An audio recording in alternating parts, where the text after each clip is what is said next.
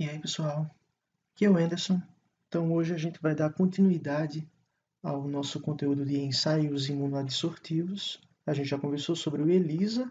Hoje a gente vai conversar um pouco sobre imunofluorescência, quimiluminescência e radioimunoensaio. Se você chegou até aqui e você ainda não assistiu, ou não lembra, ou não sabe ainda o que é o ensaio imunoenzimático colorimétrico, ELISA, eu recomendo fortemente que você volte e assista o vídeo de Elisa antes de poder avançar para esse momento de agora. Uma vez que a gente entendeu como é que funciona o princípio metodológico do ensaio imunoenzimático colorimétrico, fica muito simples a gente entender quais são os princípios básicos da imunofluorescência, da quimiluminescência e do radioimunoensaio. Então, esse esquema aqui é o esquema geral de como funciona o ensaio imunoenzimático colorimétrico, o ELISA, que a gente já conhece. Ele é um ensaio que acontece em uma fase sólida, né, um micropoço, uma microcavidade, e essa microcavidade já existe aderida à superfície dessa microcavidade algum anticorpo, algum antígeno que foi enviado para nós, né, pelo fabricante. A gente adiciona então a amostra biológica do paciente, submete a microcavidade em uma fase de lavagem para remover todos os interferentes e depois coloca um conjugado que vai servir para mim como sistema revelador. E depois da adição desse conjugado, a gente faz uma nova lavagem e coloca o substrato cromogêneo, que na presença da enzima do conjugado vai gerar uma mudança de cor que vai permitir que eu identifique se o resultado é positivo ou negativo. Vale ressaltar ainda que essa intensidade da mudança de cor é diretamente proporcional à concentração do antígeno ou do anticorpo na amostra biológica, e eu posso submeter essa microcavidade, então, a uma leitura espectrofotométrica e, a partir de então, quantificar qual é o resultado dessa amostra biológica em unidades internacionais por ml. Uma vez que a gente entende esse princípio fundamental do ELISA, fica fácil entender como funciona a imunofluorescência e quimiluminescência e radioimunoensaio, porque o princípio fundamental de todos eles é exatamente o mesmo. São testes que acontecem em uma fase sólida, pode ser uma microcavidade, pode ser uma lâmina de vidro. Aderida a essa fase sólida já vai haver algum antígeno ou algum anticorpo. Se o teste que vai estar sendo realizado é um teste direto, na fase sólida existe um anticorpo e eu vou tentar identificar o antígeno. Se o teste for um teste indireto, na fase sólida vai haver um antígeno e eu vou tentar identificar na amostra biológica se existe ou não um anticorpo. Independente de se tratar de um teste direto ou indireto, a gente tem a necessidade de uma fase sólida, uma superfície sólida, sobre a qual já vai haver algo previamente aderido. A gente adiciona então a amostra, faz uma lavagem para remover os interferentes, e aqui, caso a amostra seja positiva, já se forma o imunocomplexo. Caso a amostra seja negativa, o imunocomplexo não se forma. Então, teoricamente, nessa primeira fase, a gente já tem o resultado do teste. O problema é que esse resultado ainda não é visível para nós a olho nu. Na primeira fase já se forma o imunocomplexo, mas eu ainda não consegui ver se ele se formou ou não. Então, tudo o que a gente faz a partir desse momento funciona para nós como sistema revelador. No ELISA, o sistema revelador é um sistema revelador que funciona a partir da atuação de uma enzima sobre um substrato, fazendo com que ele dê origem a um produto colorido. A única coisa que vai mudar, em princípio metodológico, do ELISA para a imunofluorescência, para a quimiluminescência e para o radioimunoensaio é o funcionamento desse sistema revelador. O ELISA é a enzima atuando sobre o substrato, gerando um produto colorido. No radioimunoensaio, o sistema revelador é dado através de um isótopo radioativo. Na quimioluminescência, o sistema revelador é dado pela emissão ou não de luz. E na imunofluorescência, o resultado é dado a partir da emissão ou não de fluorescência do material que está lá na superfície sólida que eu estou avaliando. Então, como é que funciona a imunofluorescência? Então, ele é um teste que também ocorre em uma superfície sólida, só que a superfície sólida da imunofluorescência, diferentemente do ELISA, não é uma microcavidade, geralmente é uma lâmina de vidro. Então, essa metodologia de imunofluorescência é muito aplicada, inclusive no diagnóstico confirmatório da sífilis. Para quem lembra, o ensaio padrão ouro para o diagnóstico de sífilis é um ensaio chamado FTABS, E o princípio metodológico do FT-ABS é de imunofluorescência indireta. Ou seja, é um teste que acontece exatamente como vai ser mostrado para vocês aqui agora. Existe uma lâmina de vidro e essa lâmina de vidro já vem impregnada com antígenos, que são próprios para os anticorpos que eu quero identificar na amostra biológica do paciente. Então, em um primeiro momento, a gente adiciona a amostra do paciente, no caso o soro, e a gente lava essa lâmina com o soro do paciente. Na situação em que no soro do paciente existam os anticorpos que eu estou querendo identificar, então eles vão formar o imunocomplexo inicial e a reação já vai ter acontecido, mas eu ainda não consegui ver. Caso na amostra biológica do paciente não existam os anticorpos, não se forma o imunocomplexo, mas eu também não consigo ver isso. Então, a reação já pode ou não ter acontecido, mas ela é invisível para mim olho nu. Então, tudo que eu vou fazer desse momento em diante vai funcionar como um sistema revelador. Então, depois de uma fase de lavagem, a gente adiciona um anticorpo conjugado, muito semelhante ao que aconteceu no ELISA. Qual é a diferença aqui? No ELISA, o que estava conjugado ao meu anticorpo sonda era uma enzima capaz de atuar sobre um substrato, dando origem a um produto colorido. Aqui na imunofluorescência, o que está conjugado a esse anticorpo sonda é uma substância fluorescente. Wenderson, o que é uma substância fluorescente? Ora, é algo que brilha na presença de luz ultravioleta. É algo que na presença de luz ultravioleta se excita e emite brilho luminoso, que pode ser inclusive quantificado. Então, na situação em que na lâmina, na primeira fase, algum anticorpo conseguiu se ligar no antígeno que estava previamente fixado, ao adicionar o anticorpo sonda, esse anticorpo sonda vai conseguir se ligar nesse anticorpo inicial da amostra biológica do paciente e vai dar origem também a uma estrutura semelhante a um sanduíche. Caso, no primeiro momento, a amostra não tiver absolutamente nada capaz de se ligar no que estava previamente fixado aqui na lâmina, então tudo vai embora durante a primeira fase de lavagem e quando eu colocar o conjugado, ele não vai conseguir se ligar em nada. Ao se realizar uma segunda fase de lavagem, caso não tenha se formado o primeiro imunocomplexo, esse anticorpo sonda aqui não tem quem se ligar e também vai embora na lavagem. O que a imagem está mostrando para vocês é como funcionaria uma reação positiva. O antígeno inicial era específico para um anticorpo da amostra biológica e ao adicionar a sonda tinha sítio de ligação e conseguiu se manter fixo na superfície da lâmina mesmo depois da lavagem.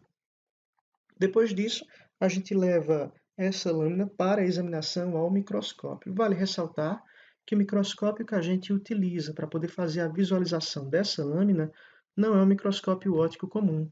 O microscópio que a gente usa é um microscópio mais ou menos assim, é um microscópio específico para imunofluorescência. Percebam que a estrutura desse microscópio é diferente. A gente também posiciona a lâmina aqui embaixo, a gente também tem objetivas, assim como o microscópio óptico, mas a luz ela é incidida de cima para baixo, né? A gente tem aqui um emissor de luz ultravioleta, que vai jogar então luz ultravioleta na superfície da lâmina e em uma sala escura, né? Então, um microscópio como esse de fluorescência, quando a gente vai usar ele, a gente usa em uma salinha isolada, né? Um cantinho que a gente pode apagar a lâmpada e poder fazer a visualização no escuro.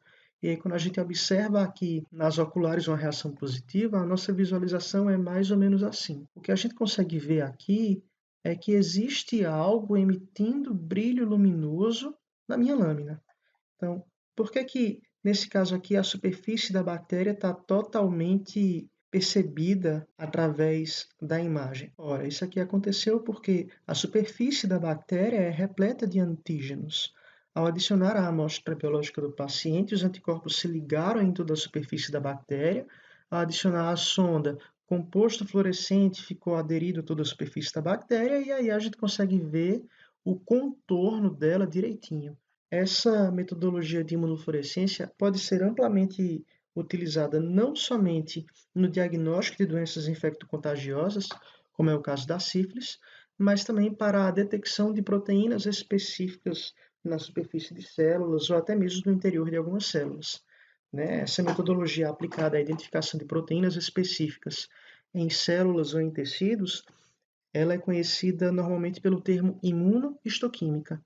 Então, sempre que vocês ouvirem falar de imunohistoquímica, tenham em mente que imunohistoquímica nada mais é do que a imunofluorescência sendo utilizada para a detecção de alguma proteína específica, de algum antígeno específico na superfície de algum tecido. É uma técnica amplamente utilizada para fins de pesquisa, principalmente para a galera da histologia, mas também permite a detecção de alguns marcadores tumorais. Então, a imunistoquímica também pode ser interessante para o diagnóstico e acompanhamento de alguns tipos de câncer, né? Mas a nossa principal aplicação para a imunofluorescência indireta, em termos de laboratório de análises clínicas, de diagnóstico laboratorial de rotina, ainda é o teste FTA-ABS, que é o ensaio confirmatório para o diagnóstico de sífilis. Da mesma maneira que acontece para a imunofluorescência, a gente também tem um esquema muito semelhante para a realização do radioimunoensaio e da quimioluminescência. Então, tudo funciona seguindo o mesmo esquema. Fase sólida com antígeno ou anticorpo, adição de amostra biológica do paciente. Lavagem, adição de anticorpo sonda contendo alguma coisa conjugada. Lavagem e então fase de identificação. O que é que muda da imunofluorescência para a quimioluminescência? Na quimioluminescência, o que a gente tem como anticorpo conjugado é um anticorpo associado a uma enzima. A diferença dessa enzima da quimioluminescência para a enzima do ELISA é que no ELISA essa enzima catalisa uma reação de modificação de substrato em produto colorido. Na quimioluminescência, essa enzima catalisa a reação de uma substância composta que é degradada na presença da enzima e essa quebra de ligação química libera energia na forma de fótons ou na forma de luz. Essa luz pode ser então identificada e até mesmo quantificada através de aparelhos chamados luminômetros. Então existem luminômetros mais simples e existem alguns luminômetros mais elaborados que permitem a identificação e quantificação de emissão de fótons, inclusive de múltiplas cavidades, né? Esse luminômetro é um equipamento mais simples, que vai permitir a identificação e a quantificação da luz emitida pelo material dentro desse tubinho de ensaio aqui. Esse luminômetro, ele consegue fazer a detecção e quantificação de emissão de fótons desses pocinhos, dessas microcavidades muito semelhantes ao que aconteceu no ELISA. Eu tenho aqui, inclusive, alguns exemplos de resultados de quimioluminescência. Então, esse aparelho, assim como aconteceu na imunofluorescência, precisa estar em um ambiente apropriado para ele, né? E aí, em algumas situações, a gente pode, inclusive, visualizar a olho nu a emissão desses fótons, a emissão dessa luz. O nosso exemplo mais comum, nosso exemplo mais rotineiro de reação de quimioluminescência, aqui para nós no estado do Ceará, né, é muito comum a gente ver isso em época de São João, ou em todo o Brasil, em todo o mundo, na época de Réveillon, né, de fim de ano, os fogos de artifício são o nosso principal exemplo de reação de quimioluminescência. São substâncias complexas que são degradadas e essas ligações químicas sendo quebradas acabam liberando energia na forma de luz que a gente consegue identificar. Então, eu tenho aqui uma fração de vídeo que mostra para a gente alguns resultados de quimioluminescência, né? Essa prova 1 não vai mostrar absolutamente nada, né? Foi colocada a enzima no substrato e não houve emissão de absolutamente nada. Nessa prova 2 está sendo colocada a enzima, também nada aconteceu. Percebam que na prova 3, ao adicionar a enzima, a gente consegue ver um flash luminoso, né?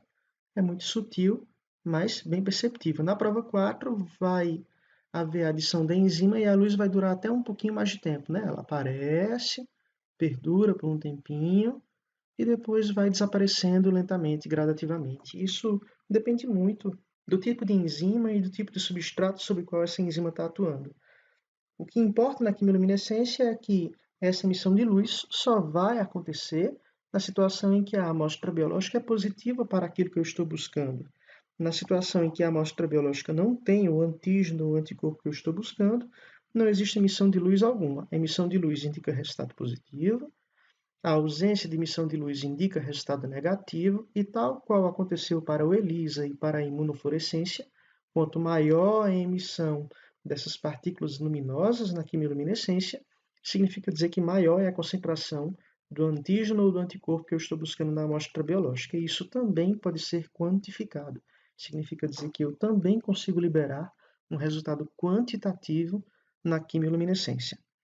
Além do ELISA, da imunofluorescência e da quimiluminescência, existe ainda um outro teste imunoadsortivo extremamente importante que a gente precisa frisar, que é o teste radioimunoensaio. O radioimunoensaio acontece, mais uma vez, de maneira muito semelhante a tudo que a gente viu até aqui. Então, ele é um teste que acontece em uma superfície sólida, e nessa superfície sólida já existe alguma coisa aderida a ela. Nesse exemplo aqui, já existem anticorpos aderidos. Esse é um exemplo de radioimunoensaio direto. A gente vai buscar antígenos na amostra biológica, mas ele também poderia ser um radioimunoensaio indireto. É só substituir esses anticorpos aqui na superfície sólida por antígenos. Pois bem, na primeira fase do teste, a gente vai adicionar a amostra biológica do paciente e depois vai adicionar o reagente que é composto aqui por antígenos marcados. Lembrem-se que o soro é uma matriz heterogênea que possui não somente aquelas proteínas que estão sendo buscadas no teste, mas também outras proteínas diversas, né? Albumina, outras proteínas transportadoras, proteínas do sistema complemento e por aí vai. Esse reagente aqui, que a gente adiciona no radioimunoensaio, ele é formado por antígenos, que são semelhantes aos antígenos que a gente está buscando na amostra biológica. Então, nesse exemplo aqui, imaginem um radioimunoensaio direto, em que eu quero encontrar esse antígeno aqui, essa bolinha azul. Eu vou adicionar como reagente, junto do soro do paciente, antígenos que conseguem se ligar nos mesmos sítios de ligação do antígeno que eu estou buscando no soro. Para que serve esse reagente aqui, então? Ora, ele vai competir com os antígenos presentes na amostra biológica. A diferença dos antígenos presentes na amostra para os antígenos que eu estou usando como reagente é que esses antígenos aqui, eles possuem algum isótopo radioativo conjugado a eles, né? Na maioria das vezes é uma forma de iodo radioativo, mas qualquer outro átomo que consegue emitir radiação também pode ser utilizado aqui para poder marcar esse antígeno. E aí, mais à frente, a gente vai entender por que esse antígeno é marcado. Então, em um primeiro momento, o que a gente faz é adicionar o soro nessa microcavidade, e na situação em que no soro existem antígenos específicos para os anticorpos da placa, vai haver a formação de imunocomplexo inicial. Percebam que só se forma o imunocomplexo dos anticorpos com os antígenos específicos para ele. Todo o resto que está presente na matriz da amostra biológica vai embora durante a fase de lavagem. E na situação em que na amostra biológica não existe aquilo que eu estou procurando, tudo da amostra biológica vai embora e não se forma imunocomplexo nenhum. Aqui para vocês está sendo mostrado um exemplo de resultado positivo. A amostra tem o antígeno que está sendo buscado e houve formação de imunocomplexo. Na lavagem, os interferentes vão embora. Depois disso, então, a gente adiciona esses antígenos marcados. E o que vai acontecer aqui agora é uma competição. Os antígenos marcados, então, vão competir com os antígenos da amostra biológica por esses sítios de ligação. Quem é que vai ganhar essa competição? Ora, aquele que tiver em maior quantidade, aquele que tiver em maior concentração. Então, imediatamente após termos adicionado esses antígenos marcados, eles vão competir pelos sítios de ligação com os antígenos da amostra biológica. Caso a amostra biológica esteja em maior concentração do que os antígenos marcados, a amostra biológica consegue permanecer ligada nesses imunocomplexos aqui. Nesse exemplo, percebam que existe uma quantidade muito maior de antígenos marcados do que de antígenos da amostra biológica.